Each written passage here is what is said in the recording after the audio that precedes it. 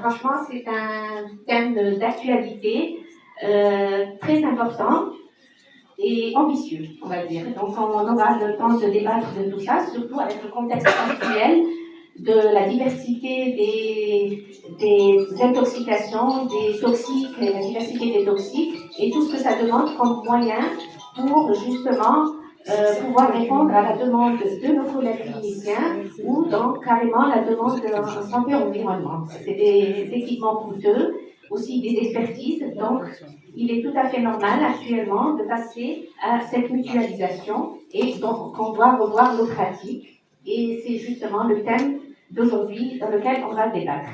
Donc, à le constater lors de cette première journée. Je tiens aussi à le féliciter aussi pour l'initiative qui est l'organisation de la première journée de toxicologie du CHU Tizi Ouzou. Merci à toute l'équipe d'organisation, à tous les participants, à les communicants, à tous ceux et celles qui ont contribué à l'organisation de cette première journée. Merci encore, professeur Mekacher, et je vous souhaite beaucoup un bon courage.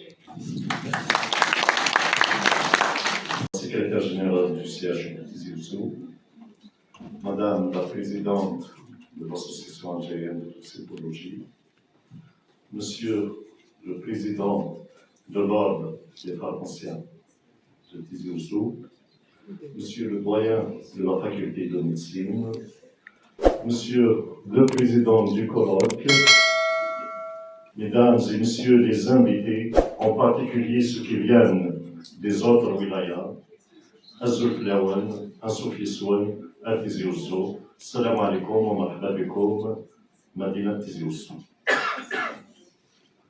Je tiens à souligner que Monsieur le recteur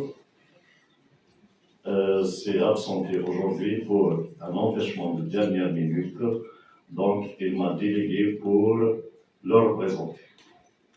Il m'a chargé de vous transmettre ses salutations, ses encouragements et ses vœux de réussite pour cet événement. Parlons de monsieur à féliciter le professeur Mekacher pour tout ce qu'il a fait pour que l'événement d'aujourd'hui arrive et pour qu'il réussisse. Parlons de la toxicologie, c'est un problème, comme l'a dit la présidente, c'est un problème très très important et un problème d'actualité. Au nom de monsieur le recteur, professeur émérite Ahmed Bouda, et en mon nom personnel, je déclare ouvert les travaux de ce colloque et je vous souhaite plein succès. Merci. Donc déjà la toxicologie est une spécialité de biologie, donc nous on fait tout ce qui est analyse des toxiques dans les milieux biologiques de l'homme. C'est-à-dire il y a une large, vaste de gamme de produits à tester, à analyser, parce qu'en fait tout est toxique. Donc on a les médicaments qu'on doit analyser et tester en cas d'intoxication, les drogues, les produits ménagers, les plantes toxiques, les champignons, même ces produits qui sont responsables d'une toxicité chronique, donc les pesticides, les additifs alimentaires, les colorants, etc., les conservateurs, raticides, fongicides, etc. Donc vous voyez que c'est très large. Donc nous, notre rôle dans un service hospitalier, dans un laboratoire, c'est un peu de faire le diagnostic de ces intoxications. C'est-à-dire faire le diagnostic, mais aussi quantifier les produits. On va les analyser, on va voir la personne, quelle est la quantité consommée, la dose de produits consommés. Et à l'état clinique, nous on reçoit des prélèvements des services des urgences parce qu'il y a des intoxications soit volontaires, synonyme de tentative de suicide, des gens qui prennent des produits ménagers, des médicaments, des drogues, ou bien volontaires, généralement des pédiatres, les enfants, donc ils sont curieux, donc ils prennent des substances. Donc nous, ils prennent ces substances, donc nous on fait cette analyse pour un peu faire le diagnostic.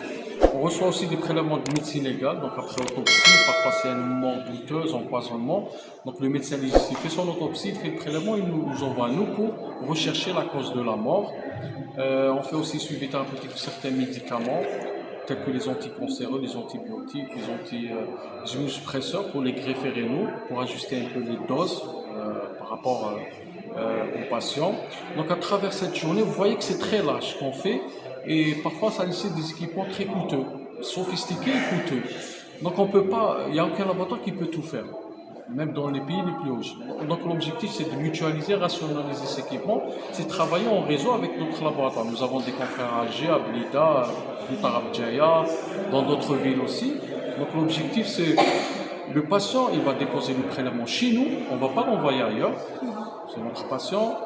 Donc on reçoit le prélèvement, c'est à nous. Si on a l'analyse qui est rare, on l'a fait. Si on ne l'a pas, on envoie ailleurs. C'est à nous de sous-traiter, de l'acheminer et de discuter avec le laboratoire. Et le patient, il revient chez nous pour lui transmettre. On doit faciliter ces analyses rares aux patients. C'est-à-dire, c'est ce qu'on dit au laboratoire. Moi, je dis à mon équipe, en réception de prélèvement, c'est à nous de l'envoyer ailleurs et d'analyser. Mais il faut aussi que bon, je parle de l'administration, c'est ce qu'on fait aujourd'hui. On envoie dès maintenant avec. Et pourquoi pas faire appel à des sociétés de livraison pour transmettre ces échantillons. Et ça, c'est rentable du point de vue coût, mais aussi pour satisfaire un peu le patient, pour garantir la disponibilité de ces analyses rares. Disponible 24 sur 24 et 7 jours sur 7. Pour vous dire, nous à l'Est, on est les seuls laboratoires qui assurent l'activité 24 sur 24 parmi les laboratoires de l'Est. Et donc voilà, donc il faut avoir plus de moyens. Parce qu'au fait, nous sommes comme les autres spécialités de biologie qui sont définies. La biologie est définie dans la loi 2018, mais la toxicologie a été un peu exclue. Mais c'est nous, donc on va un peu revoir ça et demander à ce qu'on doit inclure, notre spécialité doit être incluse dans les spécialités de biologie pour un peu être présent et satisfaire l'objectif principal, je reviens toujours, c'est le patient. On est à l'hôpital, on est pour le patient quand on travaille à l'hôpital. Bien sûr qu'on a deux tâches, on est à l'université pour l'étudiant, mais à l'hôpital, c'est le patient. On reçoit plus de 3000, 4000 prélèvements par an. On augmente d'une année à l'autre, on augmente de 30% dans nos chiffres en termes d'analyse et vraiment.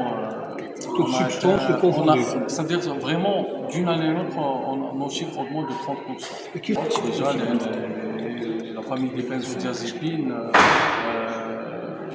l'Erica aussi, la prégabaline, qui est normalement utilisée pour les neuropathies, mais aussi on a les drogues connues, bien sûr, il y a le cannabis, le tétrahydrocannabinol, et aussi, donc actuellement, il y a la cocaïne, les opiacés, l'héroïne, là et j'en passe, les amphétamines, l'ecstasy, etc. Ouais, c'est des drogues qu'on ne connaissait pas avant. Il n'y avait que le cannabis, maintenant, le cannabis et l'alcool. Maintenant, on a d'autres produits qui émergent. C'était une menace massive. Massive. C'est à nous de faire face, déjà lancer l'alerte, etc. Parfois, on reçoit même des produits saisis pour identification, donc on essaie d'être acteur pour identifier ces produits.